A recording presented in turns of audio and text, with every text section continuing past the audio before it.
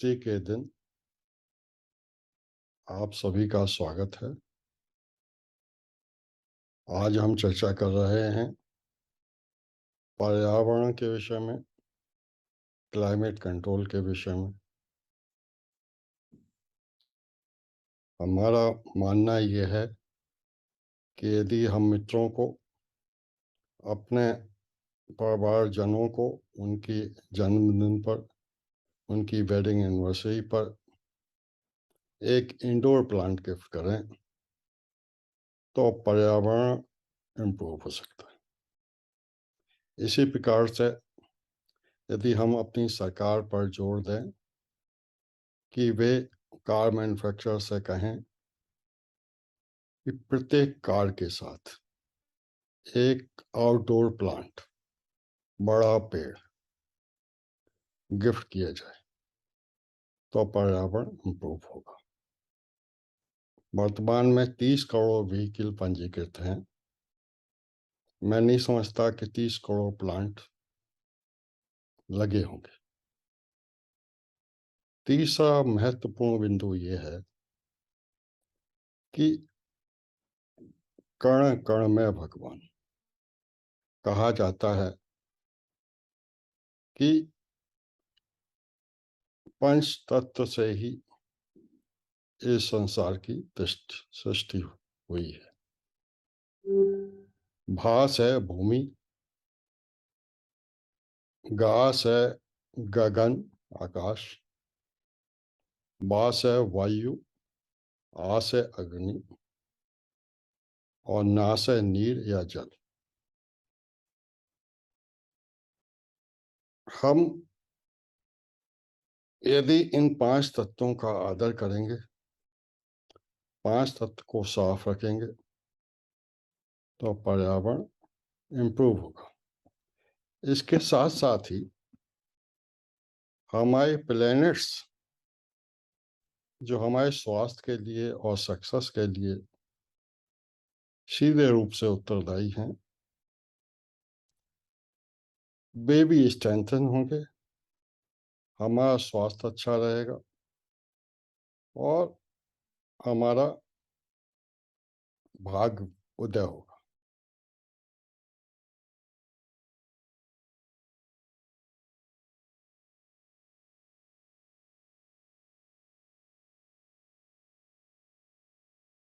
जलवायु परिवर्तन के साथ में आपको स्वस्थ भी रहना है, क्योंकि ये दुनिया बड़ी भागदौड़ है, ये बहुत परेशान है एक दूसरे से। तो हमें उस परेशानियों का सामना करने के लिए अब सबसे पहले शुरुआत तो अपने से ही करनी है कि हम जब स्वस्थ रहेंगे तो वातावरण स्वस्थ अपने आप ही हो जाएगा। और अगर हम ही बीमार रहेंगे तो हम वातावरण को बीमार होने से कैसे रोक सकते हैं। तो इसमें हर व्यक्ति की, हमारे माननीय प्रधानमंत्री जी का भी एक स्वप्न है, हमारे जो प्रगतिशील हमारी सरकार है उसने बहुत हमारे निश्चित हमारे टारगेट्स फिक्स कर रखे हैं। और जो प्रोटोकॉल है, क्योटो प्रोटोकॉल है, उसके अनुसार हमको ये थर्मल पावर स्टेशन को धीरे धीरे बंद करना है। उसके स्थान पर आप देख ही रहे हैं कि भारत सरकार में भी जो सोलर पावर का हमारा है, जो सिकी हो, चाहे हमारा रेडा हो, चाहे उरेडा हो, उत्तरा देवभूमि हो, सभी लोग इसको घर में पारंपरिक रूप से और व्यावसायिक रूप से दोनों तरफ से हम इसको उपयोग कर रहे हैं। और पावर जो हम अगर छत उपलब्ध है, स्पेस अवेलेबल है, तो हम 2 किलोवाट से लेके इसमें सब्सिडी भी उत्तराखंड सरकार और भारत सरकार दे रही है, तो उसको उपयोग कर सकते हैं और ग्रीन गैस उत्सर्जन को हम काफी कम कर सकते हैं। जो 7 उपाय हैं, पेट्रोल के वाहन छोड़िए और साइकिल पर आइए। पूर्ण रूप से संभव नहीं है, लेकिन यथासंभव जहां संभव हो, चाहे बाजार जाना हो, स्थानीय थोड़ा वॉक करना हो, तो इसके बाद आप साइकिल का उपयोग करिए। इसके बाद सर क्या है कि हम वेजिटेरियंस को अपनाएं। जैसे इसमें जो हमारा पॉल्यूशन नॉन वेजिटेरियन का है, धीरे धीरे हम ये हमेशा नहीं कहते कभी इसको, क्योंकि वो भी एक फूड है, चाहे फिश का हो, नॉनवेज भी एक फूड है, लेकिन धीरे धीरे उस पर अपनी आत्मनिर्भरता धीरे से कम करेंगे और वेजिटेरियन भी बढ़ेंगे। पूरी दुनिया में जापान से लेकर अमेरिका तक ये परिवर्तन की लहर चल रही है और धीरे धीरे लोग शाकाहारी की तरफ बढ़ रहे हैं। सरकार पर भी दबाव डालिए, हरित ऊर्जा, अक्षय ऊर्जा हम घर से ही प्रारंभ करें, और सरकार तो उपयोग अपने कर ही रही है, और सरकार के उनके जो नीतियां हैं उनको नीति निर्धारण उसमें एक और बहुत सारी चीजें जिसका हम एक छोटा क्लाइमेट चेंज में अपने उपयोग कर सकते हैं। जैसे जब भी घर से बाहर जाएं हम लाइट को बंद करके जाएं, हीटिंग और कूलिंग जो एसी है, जैसा कि हमारा इसमें निर्देश भी हैं, हमारे आईटी की तरफ से भी मैसेज जाता है कि 23-24 डिग्री के आसपास में अगर एसी को आप रखेंगे तो काफी इससे आपका जो ऊर्जा है, जो हमारी गैसों का उत्सर्जन है, वो काफी आपको बढ़ेगा। दूसरा ये है कि कभी आप विदेशों में जैसे आप जाएंगे, फूड में कहीं कहीं बड़ी पाबंदियां हैं। यदि आप खाना बर्बाद करेंगे तो आप उल्टा जैसे सेस लगता है, आपको भोजन की कॉस्ट का एक उसमें अलग से पेमेंट करना पड़ेगा, चाहे मलेशिया हो चाहे, क्योंकि वो ये कहते हैं कि भोजन का पैसा जरूर आप दे रहे हैं, लेकिन ये भोजन जो अनाज है, जो अन्न है, पूरी दुनिया का है, पूरे इस पर सारा सभी लोगों का अधिकार है, तो उस अधिकार से किसी को वंचित ना करें। हमें भूमि का संरक्षण करना है, बेहतर प्रबंधन करना है, और एक जो सबसे बड़ी चीज लगती तो अटपटी है कि क्लाइमेट चेंज का बच्चियों से, लड़कियों का शिक्षा से क्या संबंध है, लेकिन शिक्षित समाज ही एक शिक्षित और एक अच्छा, एक उन्नत वातावरण प्रदान करने में सबसे बड़ी पहल कर सकती हैं, क्योंकि ये माताएं और बहनें जो देवियां हैं, इनको जब शिक्षित हम करेंगे तो ये जो नई पीढ़ी होगी, नई जनरेशन होगी, उसको अच्छे विचार, अच्छी शिक्षा, अच्छे संस्कार देंगे। और क्योंकि वो आप जानते हैं कि जो नींव है वो घर से ही पड़ती है, तो वो एक फाउंडेशन है। तो मातृ शक्ति के लिए मैं चाहूंगा कि एक बार सब तालियां हो जाएं, क्योंकि इनके शिक्षा के स्तर से ही हम सबका जीवन जुड़ा हुआ है और हम सब लोग भी इससे लाभान्वित होंगे।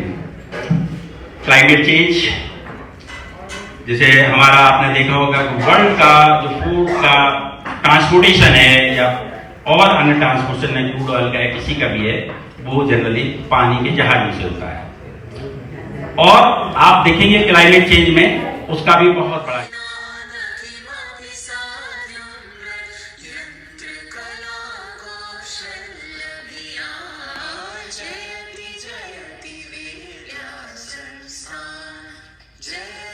आप संभव हो सके बालकनी में, घर में पौधों का आप रोपण करिए।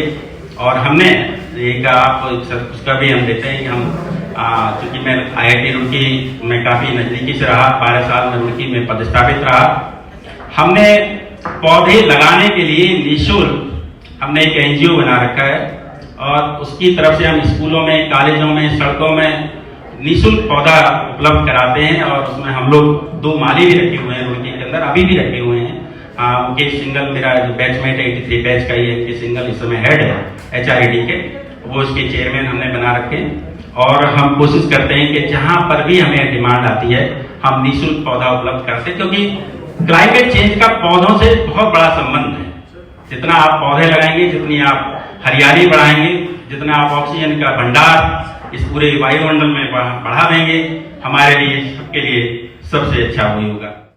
I am H.S. Sharma, science graduate from Banaras University, 1959, B.Tech from IIT Bombay, first batch, 1959-63, M.Tech from England in nuclear engineering.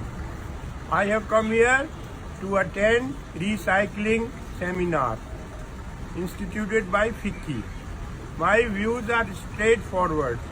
Ground reality. What is the ground reality in my country?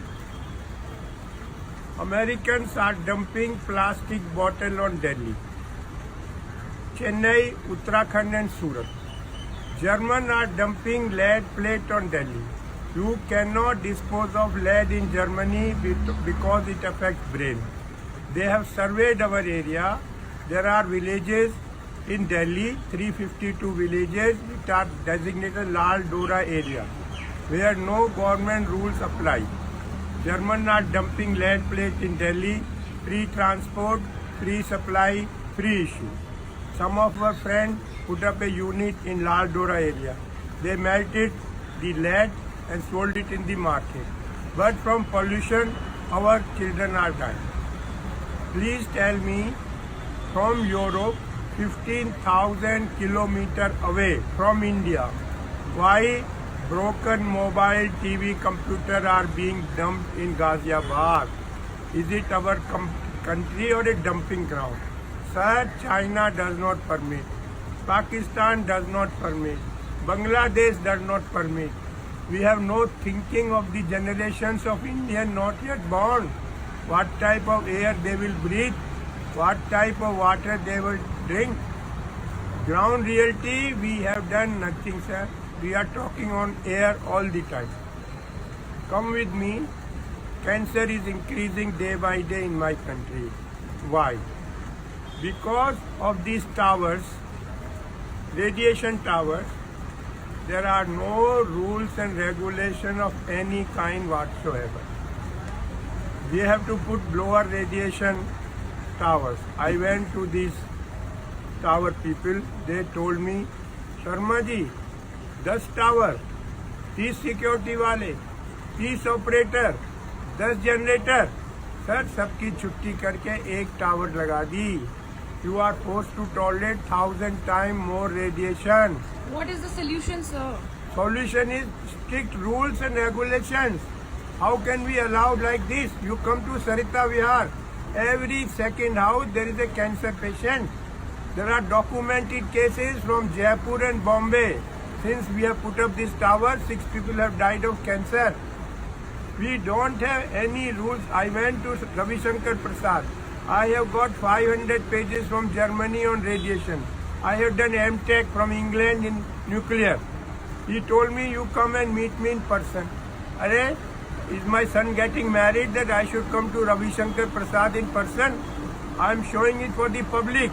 He doesn't know ABCD of what is radiation effect, and they are the minister in my country. Sir, we should please tell me, 70 years of independence, why 40% illiterate of the world live in India? Why 55% malnutrition children of the world live in India? Because we haven't done anything. There was Russian Revolution, Communist Party passed a diktat, each one teach one. Why? After 70 years, 40% illiterate of the world live in India. 55% malnutrition children. Sir, a human being will be born from the mother's womb. In India, 52% female are anemic. I live in Gurgaon. We started an anemic clinic in Fortis Hospital. Dr. Rakesh Bhargav is in charge. It is coming as a shock from my heart to you. 76% girls in Gurgaon are anemic. If the mother is not in good health, how will we get healthy next generation of Indians? Nobody wants to listen to me. Nobody wants to talk to me. Latur, Marathwada, Maharashtra, owner of 100-acre land, he is closing his house and going away. They asked him, where you are going? Sir, I will sweep the floor of the sugar mill. Why? So what is your one last message for the public that everyone can do? Not just like the government, but the residents and the common people. Sir, only single message is, please plant trees. We will not survive otherwise. We have destroyed, it is awesome, we need 120 crore people, we need 120 crore trees. Without trees, we will not exist on this earth. This is my last message to all Sir, of Hindi you. में भी बोल दीजिए last message. Sir, हमारा पेड़ लगाने हैं, जो हमारी समस्या क्या है. आप कल का मैसेज सुनिए. इंग्लैंड से मैसेज आया है कि हमने पूरे दिन 1 किलो कोयला यूज नहीं किया बिजली बनाने के लिए. बिजली बनाई है हवा से, पानी से और सोलर से. हमारे देश में आज भी 76% बिजली कोयले से बनती है. जब तक CO2 का लेवल कम नहीं होगा, हमारी लाइफ खराब होती जाएगी, अच्छी नहीं होगी. इस टाइप का हमें काम करना है. सोलर पे बहुत कंसंट्रेट करना है. जो 2 मेन चीज है, 2.5 M. 2 में ताइवानी टेक्नोलॉजी आपसे शेयर कर सर, रहा हूँ. डंपिंग ग्राउंड्स का क्या करें? जो आपने बताया है कि जर्मनी और अमेरिकन हमारे यहाँ पे डंपिंग ग्राउंड्स बना रहे हैं. What can we do about that? वो तो गवर्नमेंट को आगे आना है. हमारे दिमाग में डाल दिया है कि जी प्लास्टिक की बोतल से धागा बन जाएगा, धागा से इंडस्ट्री जॉब. Utter nonsense.